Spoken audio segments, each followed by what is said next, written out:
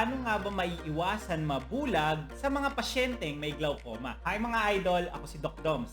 And welcome back to my channel. Para sa mga bago lang sa channel ko, I'm a board-certified ophthalmologist and a retina specialist here in the Philippines. So if you want medical and eye contents, please don't forget to hit that subscribe button and turn on that notification bell for more videos like this.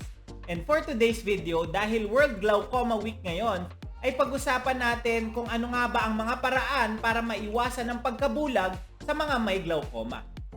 Tara, let's discuss. Na-discuss na natin sa video ko about glaucoma na ito ang unti-unting pagkasira ng optic nerve sa likod ng mata natin. Ito ay kadalasan dahil sa mataas na pressure sa loob ng ating mata na unti-unting umiipit at pumapatay sa optic nerve na pwedeng mag-cause ng pagkabulag. Kadalasan tinatawag itong silent thief of sight or unti-unti nitong ninanakaw ang ating mga paningin. Dahil sa dahan-dahan nitong pagsira sa optic nerve na kadalasan ay walang nararamdamang simptomas hanggang sa malala na pala ito. Isipin nyo na ang optic nerve ay isang malaking kable na nagdudugtong mula sa likod ng mata papunta sa utak natin para makakita tayo ng malinaw. At sa loob ng kable na ito ay marami pang electric wires na siyang unti-unti at isa-isang sinisira ng glaucoma. Unfortunately, kapag nasira na yung electric wire sa loob ng optic nerve, ay hindi na ito maibabalik. Kadalasan, ang unang nasisira ay ang peripheral vision or yung gilid na paningin natin na magkokos ng tinatawag na tunnel vision or yung gitna na lang ang maliwanag. Kaya ang glaucoma ay irreversible or hindi na ito maibabaliktad pa at progressive or tuloy-tuloy ito at hindi na ito mapipigilan. Kaya ang goal lamang ng treatment ay pabagalin or i-delay yung pagkasira ng optic nerve. At bibigyan ko kayo ng mga tips para maiwasan ang pagkabulag sa glaucoma. Una ay para sa mga pasyenteng may sakit na nangangailangan ng gamot na steroids. Dahil isa sa mga risk factor ay ang pag-take ng steroids lalo na kung ito ay matagalan at mataas ang dosage. Dapat naka-refer ang mga pasyente na ito at namomonitor ng isang ophthalmologist. Ang steroids kasi ay nakakapagpataas ng pressure sa loob ng mata at pwedeng mag-cause or magpalala ng glaucoma. Pangalawa, para naman sa mga nagtatrabaho or yung mga mahihilig sa sports na prone matamaan ang mga mata at mag-cause ng eye injury, ay kailangan panatilihing protektado ang inyong mata mula sa mga posibleng tumama dito. Ang injury kasi sa mata ay pwedeng magpabago ng mga structures sa loob ng mata at mag-cause ng pagtaas ng pressure sa loob dito. Kaya palagiing magsuot ng protective eyewear sa trabaho or sa kahit anong activities na posibleng matamaan ng inyong mata, mapatrabaho man yan or kahit sa bahay lang. Pangatlo, kung ikaw naman ay may glaucoma na, ay may tamang posisyon para dito. Iwasan ang posisyon na mas mataas ang pwesto ng puso mo kaysa sa ulo mo ng matagalang oras. May mga activities kasi tulad ng paggamit ng inversion table or gravity boots para sa back pain or mga yoga position na hindi magandang posisyon para sa mga may glaucoma. Dahil ang mga ganitong posisyon ay pwedeng makataas ng pressure sa loob ng mata. Kapag natutulog naman ay iwasan yung mga posisyon na yung mata ninyo ay against sa arms ninyo or sa unan ninyo. Actually, may mga pag-aaral na kapag naiipit ng unan ang inyong mga mata, ay pwede itong mag-cause ng pagtaas ng pressure sa loob ng mata at mag-cause ng glaucomatous damage.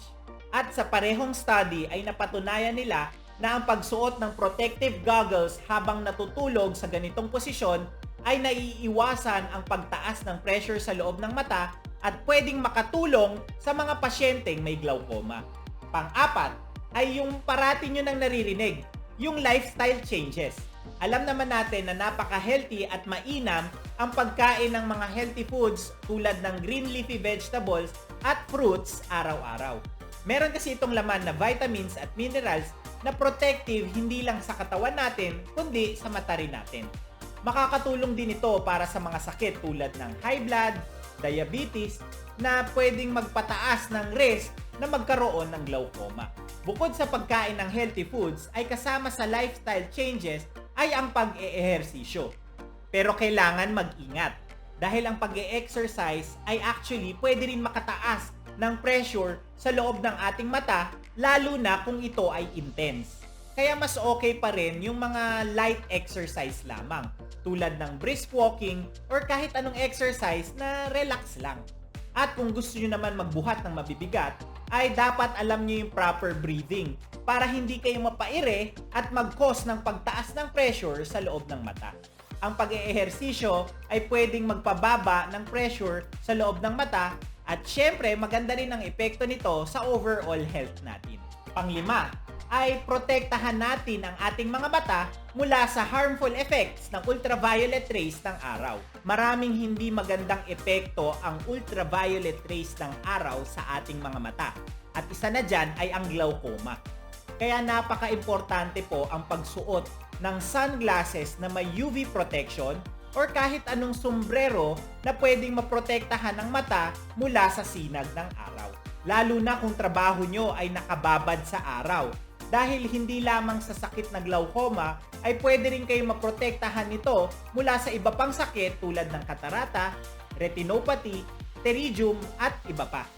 Pang-anim, alam nyo ba na ang oral diseases ay pwedeng makaapekto at mag-cause ng glaucoma? May mga studies na nakapagpatunay nito at naglilink ng pangit na oral health at glaucoma.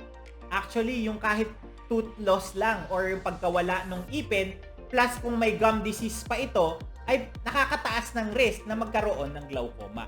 At naa-associate ito na pwede kang magkaroon ng glaucoma ng 1.45-fold increased risk. Sabi ng mga researchers, ito daw ay dahil sa ang oral infection ay pwedeng mag-trigger ng events na kung saan yung mga inflammatory microbes ay pwedeng mapunta sa optic nerve at mag-cause ng damage dito. Although mahina pa ang mga studies about dito, ay hindi na masamang isipin na ang poor oral health ay pwedeng makaapekto sa mata natin. Kaya ugaliin na bukod sa eye health, ay alagaan din natin ang ating oral health by keeping our mouths clean. Pangpito, ay kailangan alagaan ang inyong overall na kalusugan. Siguraduhin laging nagpapa-check up para sa inyong mga sakit tulad ng high blood at diabetes dahil nasabi ko kanina ay nag-i-increase ito ng risk na magkaroon ng glaucoma. Siguraduhin na kontrolado ang inyong BP, blood sugar, or kahit anong sakit ninyo at sumusunod kayo sa pag-inom ng inyong maintenance medications. Actually, hindi lang yung mga matataas ang blood pressure ang pwedeng makaapekto sa glaucoma. Kahit yung masyadong mababa ang blood pressure, lalo na sa gabi or natutulog, ay pwede ring makaapekto sa blood perfusion or pagdaloy ng dugo sa mata at mag-cause ng glaucomatous damage. Kaya siguraduhin na nasa tamang kontrol lamang ang inyong blood pressure at hindi ito masyadong mataas or masyadong mababa lalo na kung natutulog. And lastly, kailangan mahuli ang sakit na glaucoma at ma-detect ng maaga kahit wala pang nararamdaman. Kaya importante ang regular check-up lalo na sa mga matataas ang risk na magkaroon nito.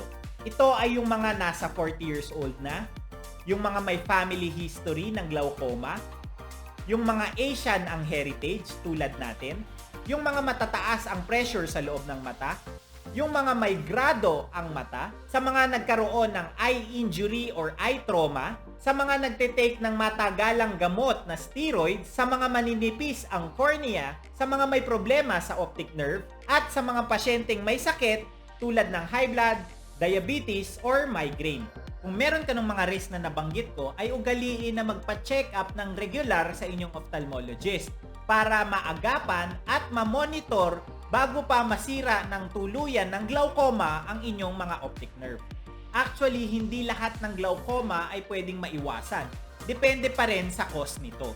Pero may mga paraan tulad ng mga nabanggit ko para ma-delay or mapabagal ang progreso ng pagkasira ng optic nerve at maiwasan ang maagang pagkabulag mula sa glaucoma. And that's it for today's video. Ngayon, alam mo na kung paano mapabagal ang progreso ng glaucoma at maiwasan ang maagang pagkabulag mula dito. Please don't forget to like, comment kung may mga questions or suggestions kayo, subscribe, and hit that notification bell for more medical and eye contents. Ngayon, mas may alam ka na. Ako po si Doc Doms. See you on my next video.